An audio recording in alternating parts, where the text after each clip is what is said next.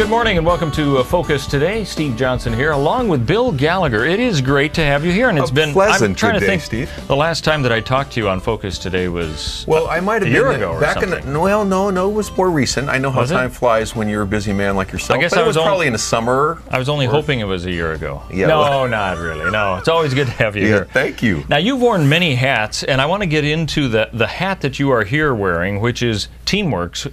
It's kind of a focus that you've had for quite a while now, isn't it? Yeah, about 12 years ago, I started a small company called Teamworks, Mediation and Consulting. And what I do, Steve, I'm part-time pastor at a trail, have been, and so the rest of my world or day consists of working in the workplace, the secular workplace primarily, on team building, relational conflict, mediation with partners, that kind of thing. And so what you will do is when somebody who might be enlightened, who has a business and says, you know what, we need to find out the framework of the structure of the people we have working here, you actually go in and you can do some assessment testing. I do assessment testing on personality differences. I have 18 different workshops, so there's multitude 18? 18 Wow. Multitude of subjects that people can choose from. And so I go in and I work with leadership and mediate between employees if necessary, and do team building.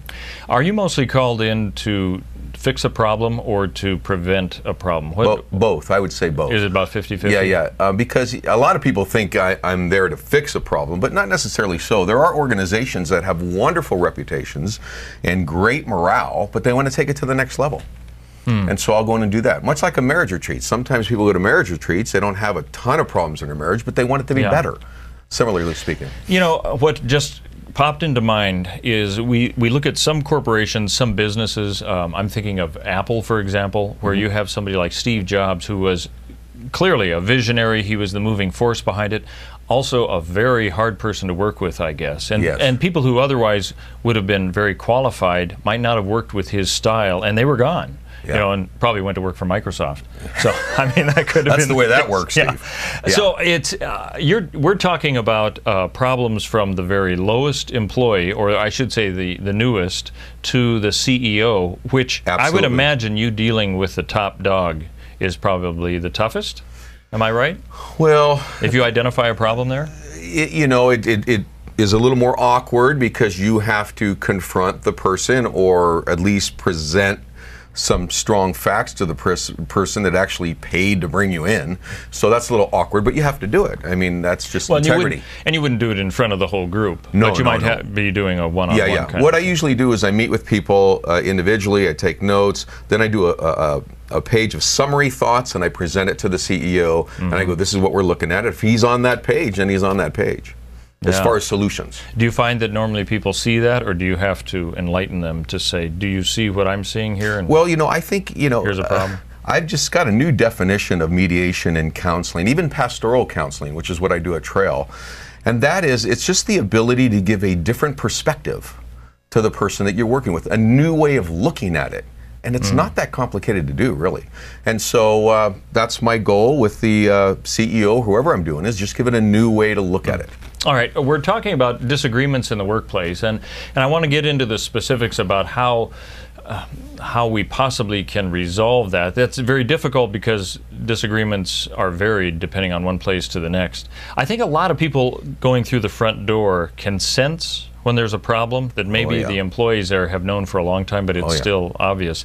Give your website in case people want to check in more with Teamworks. Okay, my website is Teamworks, that's one word plural, teamworks-works.com. Okay, and we'll give that a little bit later on as well. All right, Bill, let's talk about the disagreements in a workplace. You've been doing this 12 years. Yes. Is there any way that you can assess whether the workplace is more friendlier or less friendlier than 12 years ago? I think so, because there's I think so what? Worse or better?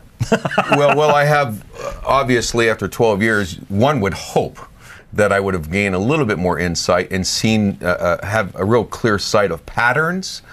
People are people, no matter what situation they're in. I think the Bible says something like that, Steve. I think so, yeah. So it's not difficult and doesn't take long. I remember I had some surgeons call me in one time, and one of the surgeons said to me, "We have hired you to do one thing, That is simply to find out who did what. And I thought, you're now an I'll get back to you in 20 minutes. Investigator. Yeah, right? that's not hard to do, just to find out who said what. And they hired me to do that, and I thought, shoot, no problem. I'll be back to you real soon. So the patterns seem the same. There's not generally too many unusual problems in workplace to workplace. People are people, no matter where you go. It doesn't take that long to assess what the current concern is. Is there any type of problem that you come across more often than another? Is it within employees? Is it employees and superiors, or yes, what? Yes, and yes. I think one of the leading concerns of corporate America today that I deal with frequently is gossip in the workplace. So I address managing gossip in the workplace. By the way, in my presentation on my website, nothing clearly stated as biblical or me being a pastor or anything like that. Of course, the word's probably out now, but but it's all biblical principles. So I'm in the workplace. I've taken the scripture as my base or standard for training, and so the Bible says a lot about managing gossip, communication issues, weak communication stuff. That's why I put this together: keeping disagreements clean in the workplace, not fighting fair, personality differences. Trust issues, staff losing trust in management for a variety of reasons, rebuilding the trust, listening skills, learning how to validate someone else's insight without having to agree with them, and right on down the list. All right, so we're going to have disagreements in the workplace. I mean, that's a given. If everyone thinks it's going to be happy all the time, that's a problem. Keeping them clean, though, as you have stated, is a way in which we are problem solving, right? As opposed to going down a road of pettiness and vindictiveness, perhaps? Do you see a lot of that? Allowing our natural base responses to take over. Someone has the ability to push a button in us and we react that way. Inappropriate. Now, it's probably fair for me to say that, the Bible in Romans 12 does say, for the believers, specifically for the believers, if at all possible, as long as it depends on you, live peaceably with all men. But we find that that's not always possible, and then the Bible really teaches us how, as believers, to fight fair, to know what the rules are in disagreement or having an uncomfortable discussion. The biblical standards are clear on those. And you find that those are just as practical for an environment that might not be a Christian environment as any other. Totally. Talk about them all the time. Do people identify that, saying, that's something I read once in the Bible somewhere, or do they see it as, there's a new way? On occasion, I think. Yeah. On occasion, yeah. What would you say, if we could point to those things that are the problems between conflict of people, what do you think is probably the biggest problem towards not resolving that issue? Is there any one thing that happens? Yes, I think people don't know how to fight fair, and probably one of the biggest issues, especially for Christians in the workplace, is we are very confused as to what Christ-likeness and servanthood looks like. And so I would say most believers think that Christ-likeness in the workplace means never having a disagreement, rarely saying no, having a different opinion, turning the other cheek in terms of not stating what's important to you, and stuffing your feelings under the guise of Christ-likeness. Is it the idea that we can't possibly have conflicts because we're Christians in a Christian environment? I mean, most of the people who will be listening and watching this aren't in a Christian environment, so I'm taking kind of a purist view, I guess. Some people think, I'd love to work in a ministry because everything's perfect. Is it the idea that if I even acknowledge we have a problem, that somehow this is less than the organization than it should have been? No. As a matter of fact, the New Testament is chock full of instruction on how to get along. It wouldn't have addressed those issues unless we didn't need that information. So I would say disagreements, conflict are more of the norm in ministry and out. The issue is, how do we deal with it the right way? There's the one verse that has to do with going to the communion table, and you shouldn't partake in communion. Oh, yeah. If you have ought is kind of the biblical word. If you have something against your brother, you should go to them. Do you find that we really take that seriously, though? Or it seems to me there's a lot of pent-up hostility. It's not that high up on the sin chain, so I won't address it because now it's a conflict with me and this other person. Yeah. Do you find that the scenario? Yeah, pretty much so. I think that's why Paul said in Ephesians 4, which is a great chapter, folks, on how to manage conflict. Ephesians 4 is a template. It really is. Is that the one you use? Okay. No, yeah, it's in and out of the newsletter they just sent out. But we're told, we're commanded not to let the sun go down on our wrath and give the devil a foothold. Most believers have let many moons go down on their wrath. And so maybe there's a way. I have a principle, I think the principle in Scripture that really is helpful, because the question is, when do you let it go and take the high road and just express grace? And when do you speak the truth in love? Or, you know, Proverbs says, open rebuke is better than love. So there's a time, and I have a little principle that I share with people in the workplace. You know what? We're going to talk about that in just a few minutes, find out a little bit more of what that's all about. We're talking with Bill Gallagher on Focus Today with Teamworks, and we're going to continue our discussion in just over 2 minutes. Keep it tuned right here. Hi, I'm Paulina, and I work at theDove TV. Did you know that when you support theDove TV, you have a profound impact, not only in our community, but around the world? It's your continued support that takes the inspiration and hope in the programs we produce and makes them available to the thousands of people who are watching these videos online every week. Help bring encouragement and hope to our valley and beyond by making a secure online donation today at our website, thedove.us.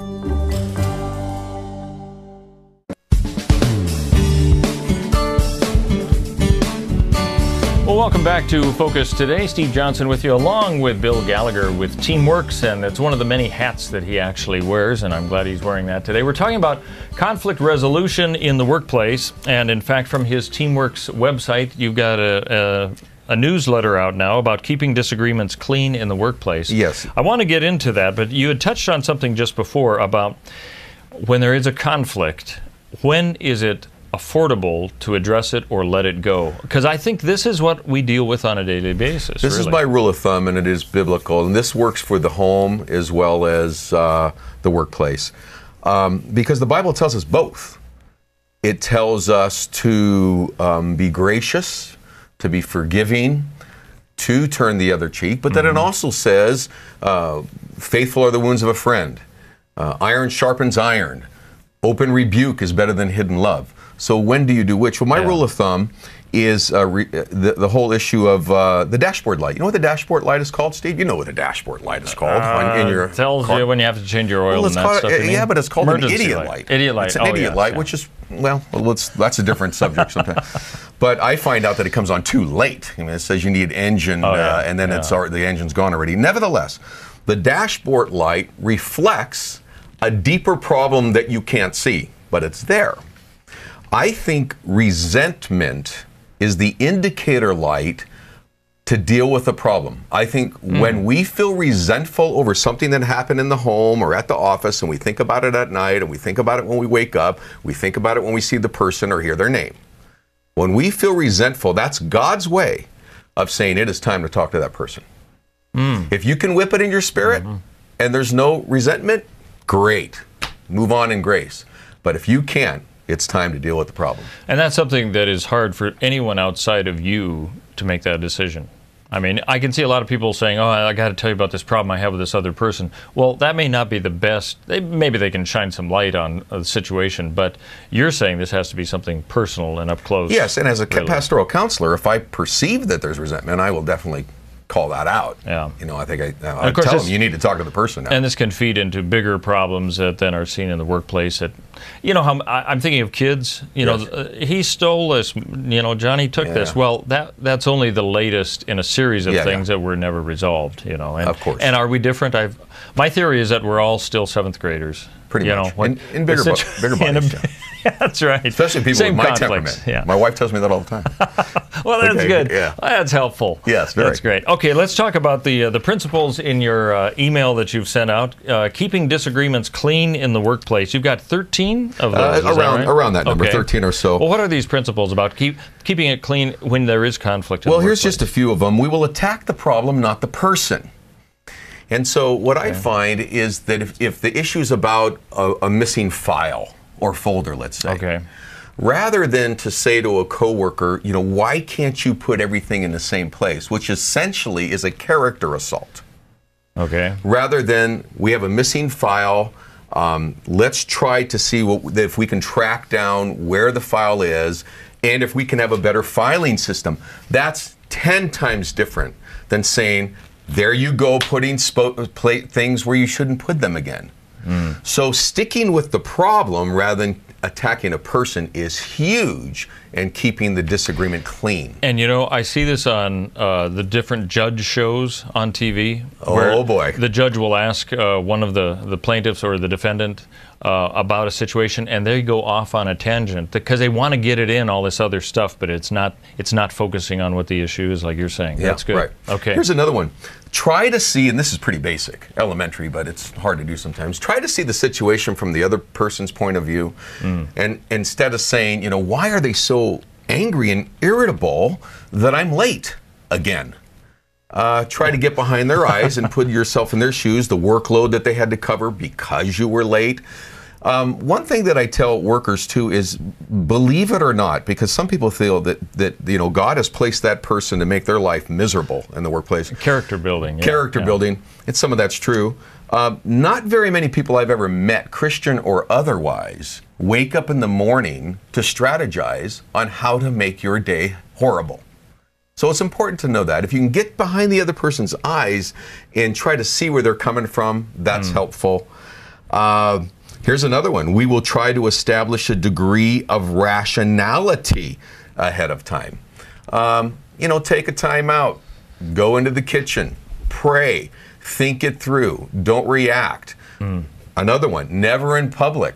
We're not auditioning for the soap operas. The Bible says go one-on-one. And so we don't have to bring this up in a staff meeting and blow out. Or a lot of people that are passive find comfort in gathering people around them because they don't have the fortitude and the strength to deal with it one-on-one. And if they're dealing with a type A, I could see why. But never in public. Go one-on-one first. And I suppose they're hoping that they'll get support from others. It's like, see, the problem that I'm facing here, come on, guys, help me with this. I mean, you may as well just fall on your own sword or, throw a hand grenade of distrust in that office now. Jesus was very clear.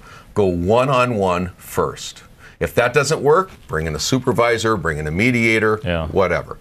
Okay. So we're up, 5 or 6 so far? You got even more, huh? Well, here's a real big one. We will try to use I statements instead of you statements. Now, usually when I say that, some people go, well, what is this psychobabble about? Listen, Y-O-U, the word you, is an accusative word. Okay. I is an observation of how you feel about it. So there's a big difference between saying you're insensitive and I feel left out. There's a big difference between saying you never pay attention to me and I don't feel heard. So I try to get people, it'll cut their arguments in half. If you can just talk about, this is how I feel about the situation, it leaves the discussion on the table, Steve. But the moment we use, Christian or otherwise, that word you, we have a defense mechanism and the discussion's over. And I'm thinking for married couples, this works obviously well too. Absolutely. And you're right, because how can somebody argue with the feelings that I have? They may say, well, your feelings are wrong, but it's like, well, but if I still have them, that's it. But you... See, that's, I can see how that works. That's a fall on your sword statement. We will watch our tone of voice. Loudness and bitterness only suggest that we're losing control of ourselves. And by the way, other co-workers disrespect that. And if we're believers or witness, now that doesn't mean we can't get angry. The Bible says be angry and sin not. Doesn't mean that we can't show passion or emotion. I'm talking about more loudness, bitterness, screaming, inappropriate. Which we see in grocery stores. We see them in grocery stores. We see them as, moms and dads yelling at their kids and, that kind of stuff. Wow. What else? Sweeping phrases. You always and you never. Have you ever heard those before? Oh, yeah. You always and you never. Well, I know as far as men go, I think, if women have, type A personalities, they may think this way. This might be a personality thing. Right. But men for sure. There's an attorney that runs around on the inside of every man. A little attorney. Oh, yeah? And every teenager. Let me throw that in too. But in every man I've ever met, there's a little attorney that runs around. And when someone says to us, you always do this, everybody's saying this, you never do that, we instantly take that literal and we will spend hours disproving their claim because it's not accurate. So that we need to know that for one thing. Secondly, if it was always, it should have been discussed a long time ago. Oh, that's true. Yeah, because a pattern has been set and resolved. Yeah. Well, I can see this is more than just workplace problems, but you're kind of focusing on that because you could take some of these to any relationships that you have with people. Yeah. Can't you? Oh, yeah, absolutely. And you put out a newsletter every month? I have a free e-newsletter that I send out every month. And you could see the website there, teamworks-works.com. If you want this one, it's entitled Keeping Disagreements Clean in the Workplace. Just go to the website, and I have a whole archive of newsletters. They can find this particular one if they're interested in, as well as many others. We may have a person who's listening or watching this who's a manager and says, I know there are problems here, but I really can't deal with this. Give your perspective when these issues are not dealt with, what this can do to a business or any work environment. Early on you said what are some of the leading issues. That's one of them. When a manager does not deal with problematic behavior, it creates such a distrust in the staff that they feel very, very unsafe. And the questions that they come up with when they see problems persist that the manager will not deal with, either they are totally unaware and uninformed, they don't care, or there's favoritism. So ignoring issues in leadership, management, is a death blow to that staff. The morale will drop very quickly. And if you don't deal with it now, you'll have the problem later. I promise you it will not go away. I promise you. So, if you're a manager and you're you see, a lot of people too, Steve, they're put in management because they're very friendly, everybody loves them, they're very kind, but when it comes to strong leadership and discipline or given honest evaluations annually, and they can't do it, half of their effectiveness is gone. And they may not even understand that till it's too late. Yeah, really. Right. Now, I would say there are some people at the top that are very, very passive and kind, and they just hate conflict. Then what I would say is flank yourselves with assistants that can handle it for you. That would be second best, but it's still better than not at all. Yeah. Your observation, big companies, small companies, do they have, either of these have more of a problem than the other? I imagine big companies, it can get swept under the carpet easier, right? Yeah. Small companies, everyone knows small company. I just did did a workshop for 60 fire chief assistants, 60 women last week, and we talked about the pros and cons of a family atmosphere in office. Sometimes it's good, sometimes not so. And we're running out of time, but I'd like to talk about that someday. That would be good. And you can probably find more of that on your website, too, I would imagine. Yeah, I think so. All right, Bill Gallagher from Teamworks. Give the email address again. It's teamworks-works.com, and they can get a free newsletter or several if they want. A lot of people use these for the staff meetings, too. Yeah, that'd be great. Yep. Okay, check it out, and we'll be back with more guests on Focus Today.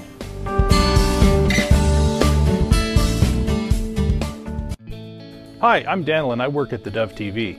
Compared to Portland, Seattle, and LA, Medford might be considered a small market, but at theDove, we're excited about the opportunity to make a big impact right here in our community. And you help make that happen. Did you know that more than 90% of our income comes from people like you? You can help us now by making a secure online donation at our website, thedove.us, or by phoning 541-776-5368.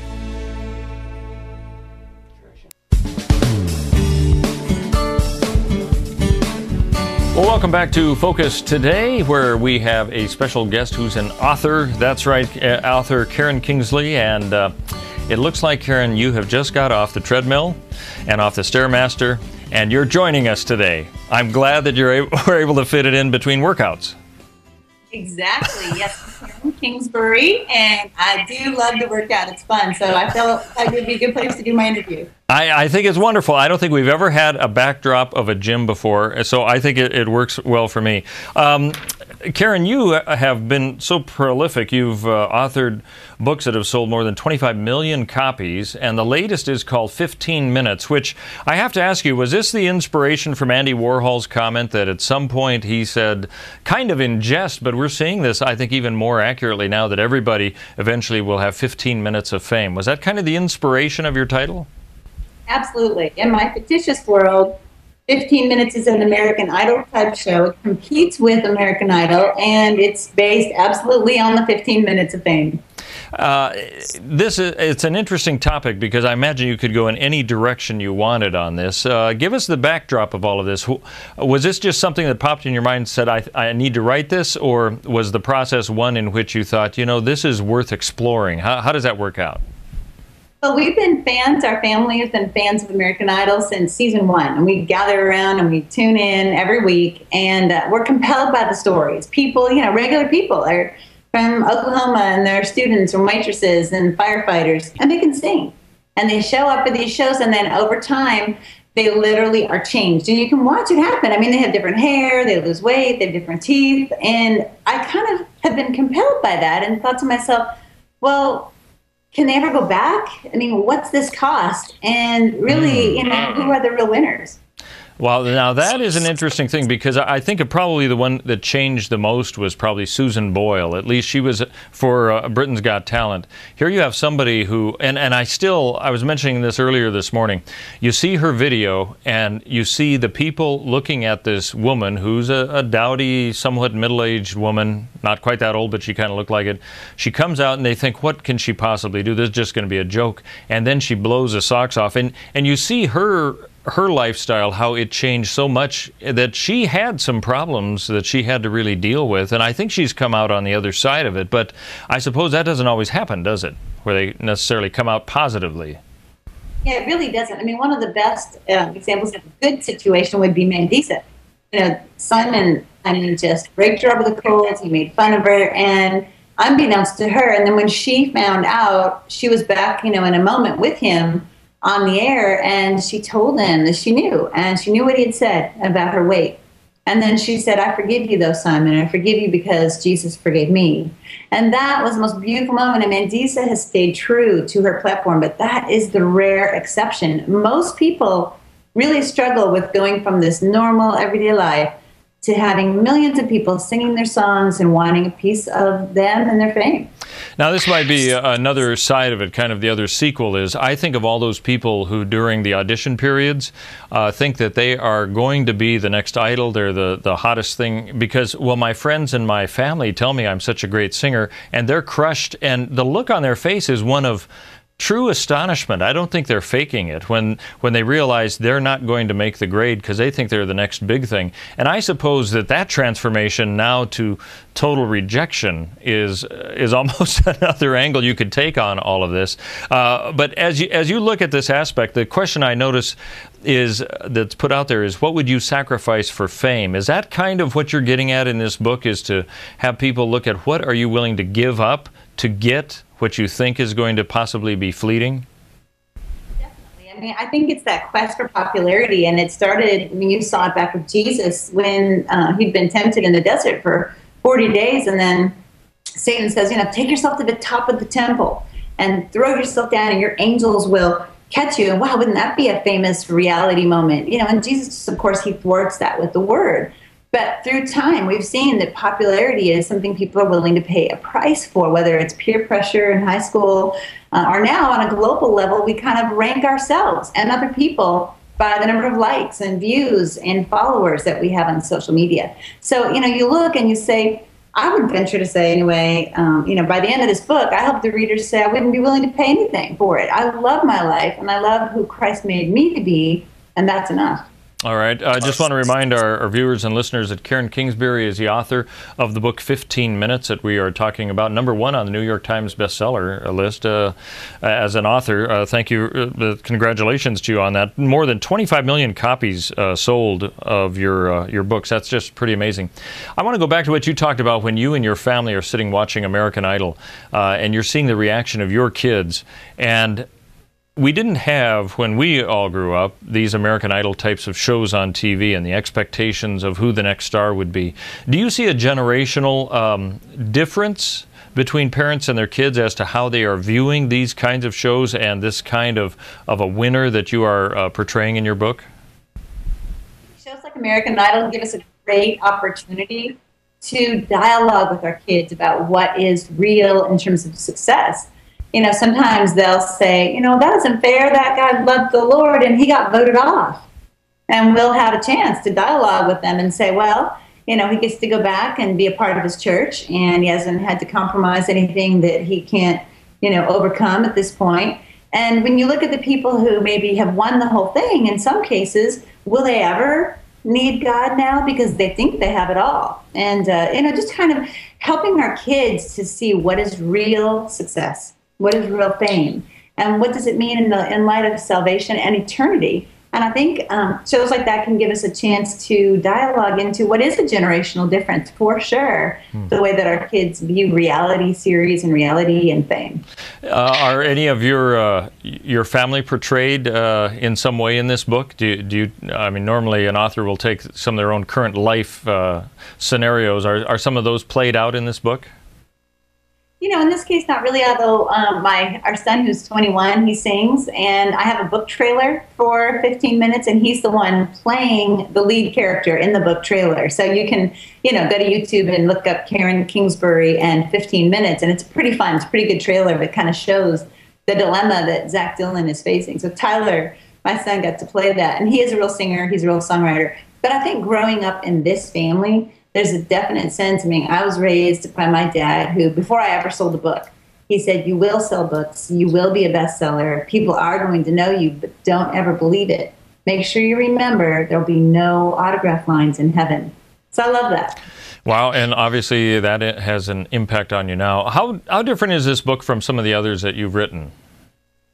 Well, you know, I love that it's not a series, so it's a standalone, and it gives me a chance to take on a topic that I've never been able to write about before. So different in the sense that it's the first time I've looked at something with reality TV, and I mean, that's dominating the stations, the cable networks now, obviously. Some for the good, you know, Duck Dynasty, getting a chance to pray in the name of Jesus, you know, every week. I love that. And they're great people. But sometimes, you know, you just look and you think, what are these crazy people willing to do for fame? And you know, so I think this book gets a chance to examine that and hopefully, you know, give my readers an opportunity to walk away saying, I think I'm the winner. So this is something that I'm getting the idea is not just a certain age group focused book. This would be for anybody who's part of the current culture with American Idol and all of that, right? Absolutely. There's a lot of Twitter in this book. There's a lot of Facebook, a lot of, you know, just how social media moves things along. And it's sometimes how we find out about what someone we love is even doing, of course. So there's a lot of that. It's very current, relevant, and I think speaks to the different generations. Despite your own success, you mentioned about what your father had told you. Is that what really has kind of kept you grounded, that the comments about no autograph lines in heaven and that kind of thing, that seems to have been a touchstone. Is that pretty much for you? Absolutely. You know, it was a reason that I had intentionality when the book started to sell well, that I could always say, Lord, this has nothing to do with me and everything to do with you. And it gave me the chance to be able to you know, really be able to resonate with all the things that my dad said, and not just the idea of the autograph lines, but also he would say to me, don't believe it. And I mean, he would say, if you believe it, if you start to believe you're something special, you've lost it. You've lost the heart that you're writing from. And that caution has stayed with me every day. Oh, that's amazing.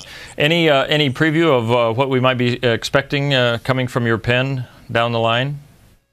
Well, I just finished a book that will be out next year, and it is called Chasing Sunsets. And it's about a washed-up baseball player and the love he left behind, and an old woman with Alzheimer's and the grace that just might save them all.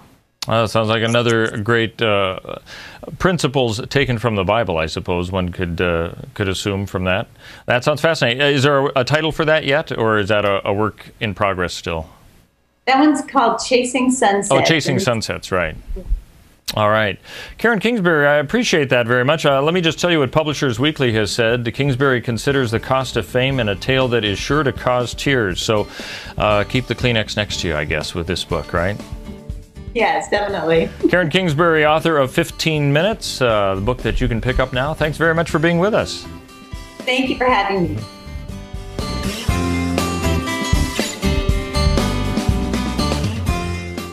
Hi, I'm Paula, and I work at theDove TV. Every day we get letters and emails from people who've been encouraged, blessed, and challenged by the programs on theDove TV. But we couldn't do it without you. Did you know that more than 90% of our income comes from people like you? You can help us continue to bring inspiration and hope to our community by making a secure online donation at our website, thedove.us, or call us at 541-776-5368.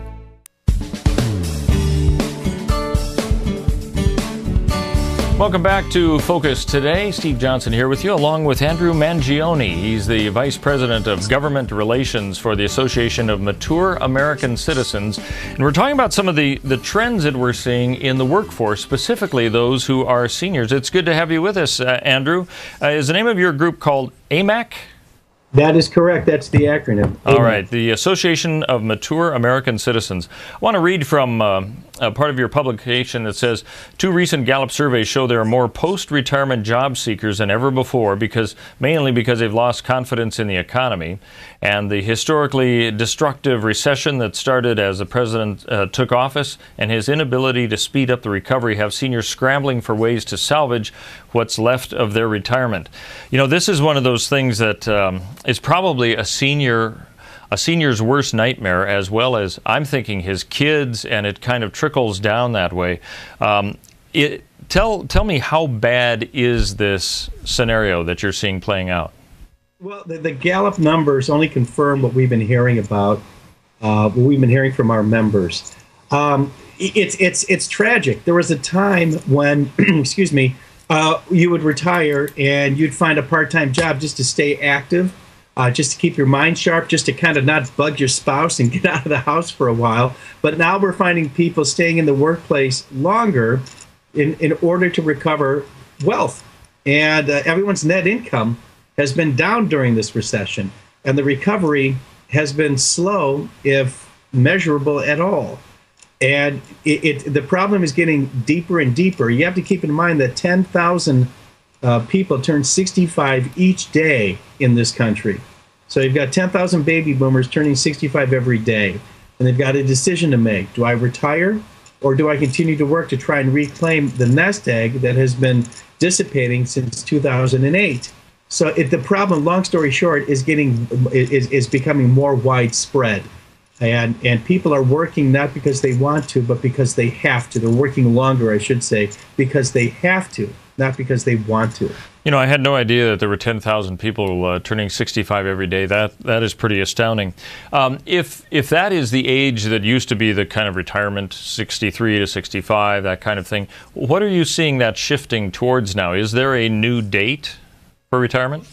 Nothing hard and firm. I think people are still. You have to also keep in mind that a lot of folks work with their bodies, and for example, a person who's pulling electrical cable, working for the IBEW. They're a member of the union, and they've been pulling cable on skyscrapers for a living. When they hit their early 60s, they can't do it anymore. They're fine mentally. They're probably pretty decent shape, but their body breaks down, and they have to retire early. These are folks that are getting hit hard with this recession when they physically can't perform their job, yet they're several years away from Medicare and from collecting Social Security. So there isn't a hard and fast number where people can say, well, I guess 69 or 68 is the new 65.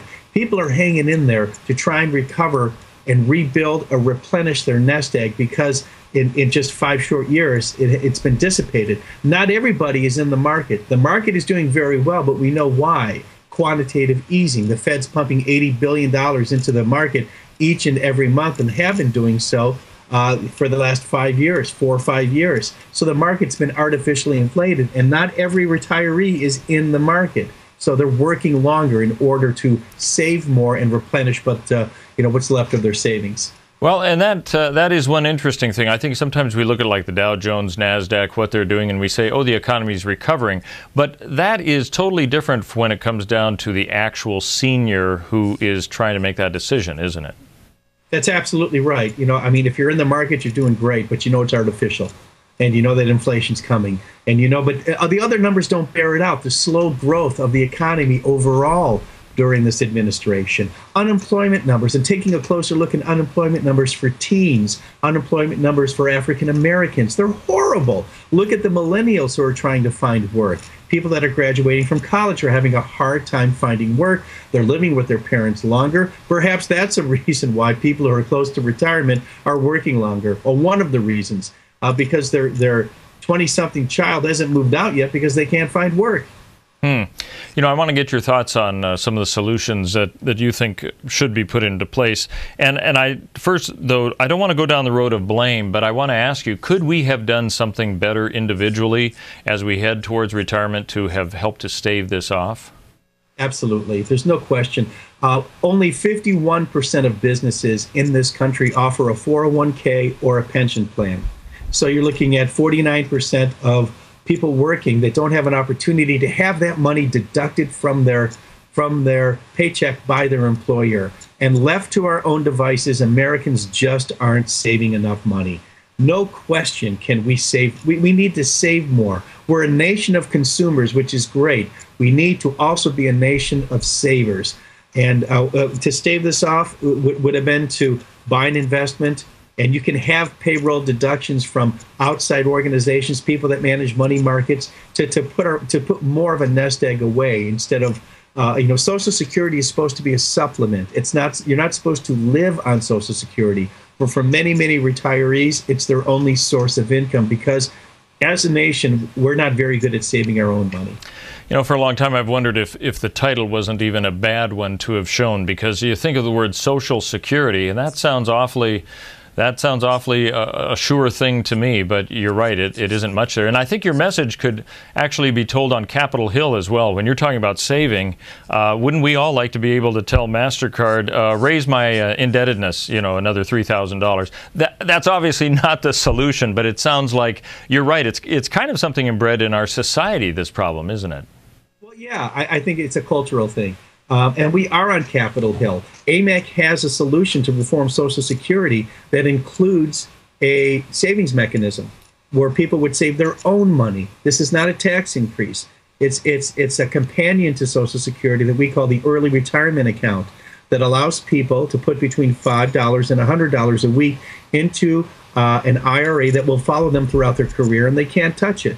This component of the plan, and we've been presenting this component along with the other components of our Social Security guarantee to members of Congress, to on both sides of the aisle, to people in the Senate, to anybody in Capitol Hill that will listen to us. And it has been, the good news is that a savings plan as a companion to Social Security has been greatly received. And people on Capitol Hill are acknowledging that as far as we go, as far as savings is concerned, we need to do a much better job when it comes to planning for our retirement. All right. I want our listeners and viewers to know we're talking with Andrew Mangione, Vice President of the Government Relations for the Association of Mature American Citizens, otherwise known as AMAC. What is your website? I could guess at it, but I don't know if I'd be right, if they want to find out more. It's AMAC, AMAC.US, AMAC.US, or they can give us a call at 888-262-2006. Okay, for those people who are perhaps well into their career, maybe they're near retirement, you can't really make up a whole lot for lost time. I suppose there's some things you can do, and that's what I would like to ask you. What do you suggest for people to say, you know what, I have to do something? Where do you even start? Well, I mean, you could talk to a financial advisor. The first thing to do is to assess your situation. Where are you? In terms of savings, do you have any money? Do you have any pensions? Do you have any 401ks? Any money squirreled away? Take an assessment of where you are first, and then you can plan accordingly. The bottom line is savings. There's low risk type of investment, annuity type of investments. It all depends where you are in life. People have a tendency to become much more conservative as they get older with their investments. We've got advisors for AMAC members. There's other advisors as well that you can tap into. But the first thing is to take a deep breath. Don't panic. Assess where you are, and you can speak with an advisor and roadmap your future. And it's really not that difficult. I realize everybody's scenario is different, but is there any kind of a ballpark idea that you can give as how much people should have available for retirement? That comes down to what do you want to do in your retirement. Some people are always going to work. They're always going to work. They may not need as much saved because they're always going to do something to keep themselves active. Some people may want to start a business in their retirement, in their second life. It all depends on, some people want to sit on that porch swing and enjoy those summer breezes or the warm breezes in Florida or out in California or in Texas or wherever. It all depends on what you want your retirement to look like.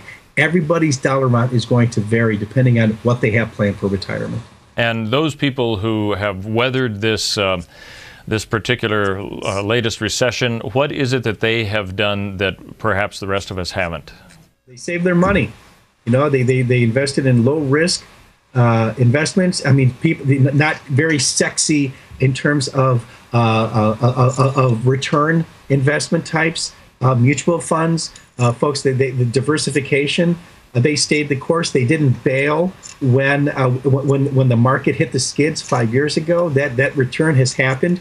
They were first and foremost, they saved their money. They saw the need and they saw the importance of saving their money. They didn't put it in the mattress. It may have been a low interest bearing account, but they saved their cash. Andrew Mangione, Vice President of Governmental Relations for the Association of Mature American Citizens, otherwise known as AMAC. Again, they can go to your website. That's, I suppose it's chock full of stuff, right? Yes, it is. There's all kinds of information on who we are, how we came into existence. We're just at 1 million members now in all 50 states, so we're very, very happy about that. Our numbers are increasing. It's chock full of information on, including financial tips. There's health and wellness tips. There's all kinds of information that is designed to educate people who are age 50 plus. Great. That's at amac.us. Thanks for being with us. Appreciate it. My pleasure. Thank you. And thanks for joining us for Focus Today. Hi, I'm Jim, and I work at theDove TV. Every weekday between 6 and 8 a.m., our award-winning news and sports team bring you the best morning show around. It's live, it's honest, and it's a whole lot of fun. And you help make it happen. Did you know that more than 90% of our income comes from people like you? You can help us continue to air local programs that share your voice by making a secure online donation at our website, thedove.us.